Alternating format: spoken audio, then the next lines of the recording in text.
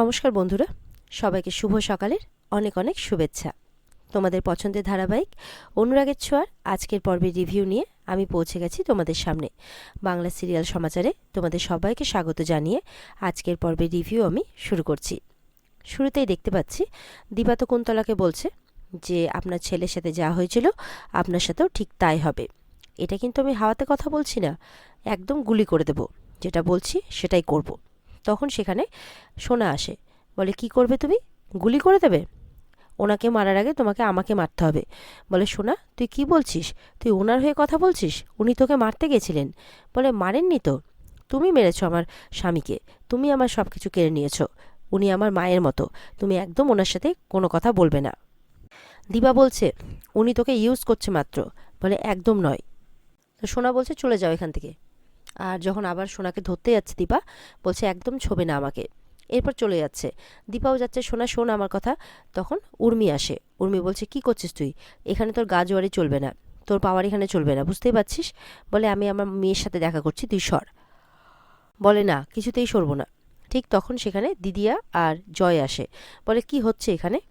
তারা উল্টে দীপাকে চলে যেতে বলছে যে এই এরিয়াটা খুব রেপুটেটেড এরিয়া, প্লিজ এখানে তোমরা কোনো ঝামেলা অশান্তি করো না, মান সম্মান না হলে আমাদের আর কিছু থাকবে না, প্লিজ এখান থেকে চলে যাও। দিদিয়া বলছে। জয় বলছে দেখো দাদা এখনও কোনো কিছু শুনতে পায়নি, শুনতে পেলে আবার একটা অশান্তি হবে, চিৎকার চেঁচামেচি হবে, তার চেয়ে ভালো তুমি এখান থেকে চলে যাও। এই বলে সবাই ঘরে চলে যায়, আর কুন্তলাও চলে যায়। আর দীপা মনে মনে ভাবছে না, ডাক্তারবাবুকে এখানে রেখে কোনো লাভ হবে না, এখানে রাখতে গেলে ডাক্তারবাবু কিছুতেই ভালো হবে না এই পরিবেশে, আমাকে ফিরতেই হবে, এমনটা বলছে। বলছে সোনাকে তো কুন্তলা রুটির চিন্তা গ্রাস করেই রেখেছে, আমাকে যে করেই হোক এখানে আসতেই হবে সবার কাছে। এদিকে তো সূর্য বলছে যে কি ব্যাপার, বাইরে চিৎকার চেঁচামেচির আওয়াজ শুনলাম, কিছু হয়েছে নাকি? আবার কি দীপাকে কিছু বলছে নাকি সোনা? তখন যখন বাইরে যাচ্ছে দেখার জন্য সবাই চলে আসে, বলে এই তোদের কি ব্যাপারে, নিশ্চয়ই ওনার উপরে আবার চিৎকার করছিস না তুই? দেখ উনি একজন ভদ্র প্রফেশনাল মহিলা। বলে প্রফেশনাল না ছাই, সোনা বলছে, চিৎকার করছে। বলে দেখ তুই এভাবে কথা বলতে পারিস না, ভদ্রভাবে কথা বল। তখন দিদিয়া বলছে উফ তোরা চুপ কর তো, আর ভালো লাগছে না এসব। তখন উর্মি কি করে, সূর্যকে ওষুধ খাওয়াবে। সূর্য বলছে না আমার ওষুধের প্রয়োজন নেই। বলে প্রয়োজন আছে দাদা, এটা খেয়ে নিন আপনি। তখন খেয়ে নেয়। ওদিকে দিদিয়া বলছে সোনাকে তোর বাবা এক্ষুনি ঠিক হয়ে যাবে, দেখবি, তুই চল এখান থেকে, আর ভালো লাগছে না আমাকে, চল। এই বলে সোনাকে নিয়ে চলে যায়। আর সূর্যর কিন্তু আগের দীপার সাথে মানে কাটানো মুহূর্তের কথা সব আবছা আবছা মনে পড়ছে। এদিকে তো দীপা এসছে দৌড়ে অবিনাশের কাছে। অবিনাশ তো বলেই যাচ্ছে যে আমি ভালো আছি, আমি একদম ঠিক আছি। তারপর বলছে যে আমাকে আমার এই কথাটা আপনাকে জানালো কে, খবর দিল কে? তখন রূপা বলছে আমার মা থাকতে আপনার কখনো কোনো অসুবিধে হতে পারে না। বলছে ও আচ্ছা, আপনি খবর দিয়েছেন? বলে হ্যাঁ আমি। তখন দীপক ডক্টরকে জিজ্ঞাসা করছে উনি ঠিক আছেন তো? বলে ব্যাসে তো উনি ঠিকই আছেন, বলে অ্যাসে ব্যাসে নেই, ওনাকে আপনি একদম পুরোপুরিভাবে সুস্থ করে দিন। তো ডক্টর বলছে হ্যাঁ এখন তো এমনি ঠিকই আছেন, কোনো অসুবিধে নেই।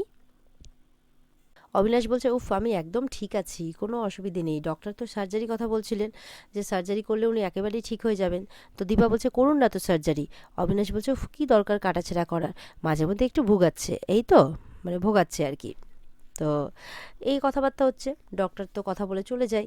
এরপরে দীপাকে বলছে অবিনাশ দেখলেন তো, নষ্ট করে দিলেন তো। বলে নষ্ট করে দিলাম কি? তখন অবিনাশ গান গাইছে, যেই গানে দীপারা নাচ করছিল, দীপা আর সূর্য। দীপা তো কিছু বুঝতে পারে না, তখন সেই ভিডিওটা অবিনাশ দেখায়। দীপার এই ভিডিও দেখে রূপা কিন্তু হাসছে, মনে মনে বলছে অনেক দিন পর মা বাবাকে একসাথে এইভাবে দেখলাম, যাতে সব কিছু আগের মতো হয়ে যায়, সবাই যাতে তাদের হারানো মুহূর্তগুলো ফিরে পায়, এই ভাবছে আর হাসছে। আর ওদিকে দীপা তো লজ্জা পেয়ে গেছে। দীপা বলছে এই ছবিগুলো কিভাবে তোলা হলো, এই ভিডিওগুলো? বলছে একজন লোক আপনাদেরকে ফলো করছিল, ফর সেফটি, চিন্তা করবেন না। তখন দীপা বলছে যে এত কিছু আপনাকে আমার জন্য করতে কে বলেছে? আপনাকে এত কিছু করতে হবে না। বলে না। অবিনাশ বলছে আরে আমি কেউ নই করার, যা করছে ওপরওয়ালা করছে, আমি শুধু উইটনেস। তখন দীপা বলছে আপনি শুধু নিজের খেয়াল রাখুন, বাকিটা আমি দেখে নেব। তারপর অবিনাশ খবর দিচ্ছে যে রিপোর্টটা করতে দেওয়া হয়েছিল সেটা অলমোস্ট ডান, খুব তাড়াতাড়ি পেয়েও যাবে। দীপা এটা শুনে খুশি হয়ে যায়। এদিকে এদিকে দেখা যাচ্ছে সোনা ঘরের মধ্যে তার মায়ের বলা কথাগুলো ভাবছে, যে কুন্তলাও তো ওকে মারতে গেছিল। তখন সেই কুন্তলা যাকে মারছিল সেই ছবিগুলো ভেসে উঠছে সোনার চোখের সামনে। বলছে সত্যি তো, কেউ আমার বিশ্বাস রাখেনি, কেউ না, সবাই আমাকে ইউজ করেছে মাত্র, কেউ ভালো না, কেউ আমার ভালো চায় না, আমার অবস্থা কেউ বোঝে না। ঠিক তখন কুন্তলা আসে, এসে বলছে এই নাও, তোমার নামে পুজো দিয়েছিলাম যে, এই যে প্রসাদ, খাও। তখন সোনা বলছে আমি কিচ্ছু খাবো না, আমার কিচ্ছু খাওয়ার মন নেই, আপনারা কেউ ভালো নাও, কেউ সবাই আমাকে ইউজ করছেন, আপনারা সবাই ভান করেছেন, আপনারা কেউ আমার মতো অবস্থায় নেই। কুন্তলা বলছে সোনা সোনা রিল্যাক্স, এখন কিন্তু আমি করার সময় নয়, এখন কিন্তু যে করেই হোক ওই দীপা আর সূর্য ওদেরকে কিন্তু এক হতে দেওয়া যাবে না। সোনা বলছে কি হবে এক হলে, আর না হলেই বা কি হবে, আমার তাতে কি এসে যায়, বরঞ্চ ওরা এক হোক, সুখে শান্তিতে সংসার করুক, আমার কি এসে যায় তাতে, আমার তো সব কিছু শেষ হয়েই গেছে। তখন কুন্তলা বলছে না না না, এইভাবে তুমি বলতে পারো না, হ্যাঁ তোমার কী বা এসে যায় বলো, ছেলেটা তো গেছে আমার, তোমার বা কী এসে যায়। বলছে একে আমার ছেলেটা অপঘাতে মরেছিল, কেন তোমার কিছু বলার থাকবে। সোনা বলছে নেই নেই, ও কোথাও নেই, ও মরে গেছে, ও কোথাও নেই। বলছে রুডি মরে গেছে, রুডি যদি থাকতো তাহলে আমার এই অবস্থা হতো না। কুন্তলা মনে মনে বলছে এই রে, এরকম হতে থাকলে তো আমার সব প্ল্যান নষ্ট হয়ে যাবে, না না এটা হতে দেওয়া যাবে না, কিছুতেই না। কুন্তলা চলে যায়, কিছু একটা প্ল্যান করতে হবে এই ভেবে। আর সোনা এদিকে রুডির ছবি দেখে কাঁদছে আর বলছে যে তোমরা সবাই আমার সাথে কেন এমন করলে। ওদিকে কুন্তলা কিন্তু এটা দেখে চলে যায়। ওদিকে সূর্যকে দেখা যাচ্ছে যে কিছুতেই ঘুম আসছে না, উঠে বসে পড়ে, বলে কিছুতেই ঘুম আসছে না, ভাল লাগছে না কিছু। ফোনের মধ্যে দীপা আর সূর্যের মানে একসাথে ছবি পায়, তখন সূর্য দীপার সাথে যে মুহূর্তগুলো কাটালো সেটার কথা মনে পড়ে, তখন তারা ছবি তুলছিল। তারপর ফোনটাকে হঠাৎ করে ফেলে দেয় বিছানার মধ্যে আর চলে যায়। আর এদিকে দীপাও ভেবে যাচ্ছে সূর্যের ওষুধের কথা, কাল তো রিপোর্ট চলে আসবে, দেখতে হবে যে কতটা খারাপ ওষুধ আর কতটা খারাপ হতে পারে।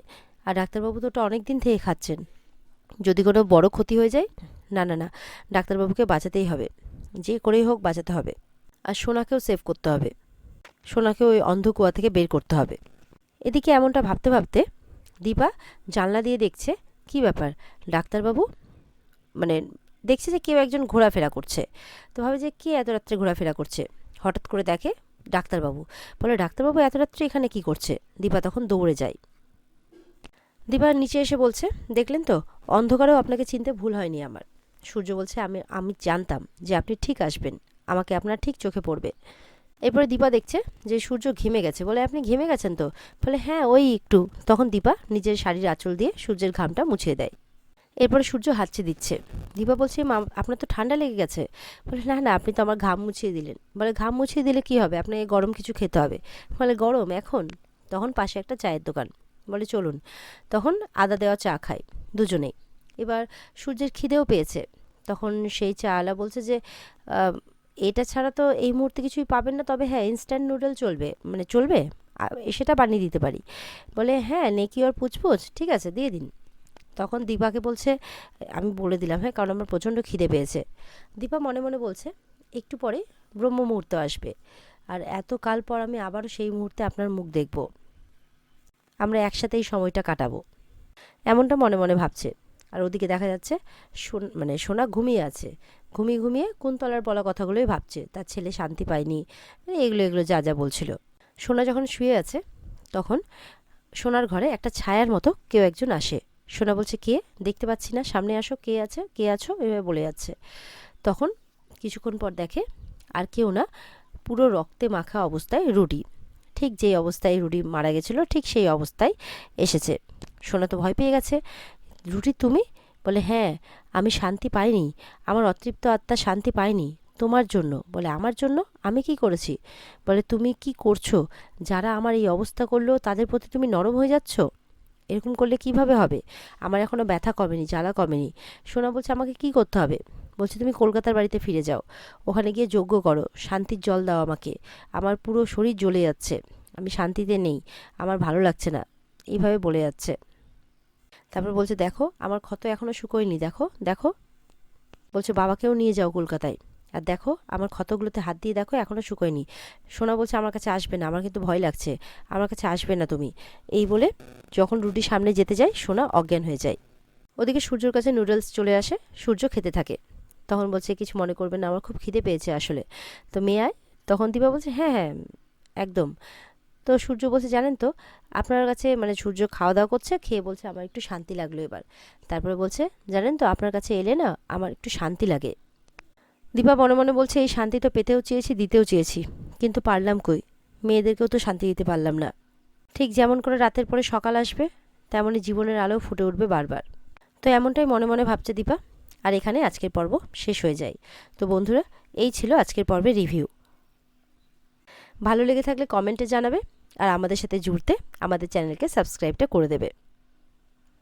আর পাশে থাকা বেল আইকনও প্লিজ ওখানেও ক্লিক করবে। দেখা হচ্ছে আগামীকালকে। সবাই ভালো থাকবে। আর পর্বের বিস্তারিত যদি দেখতে চাও তাহলে স্টার জলসার পর্দায় চোখ রাখবে। ভালো থেকো সবাই। টাটা।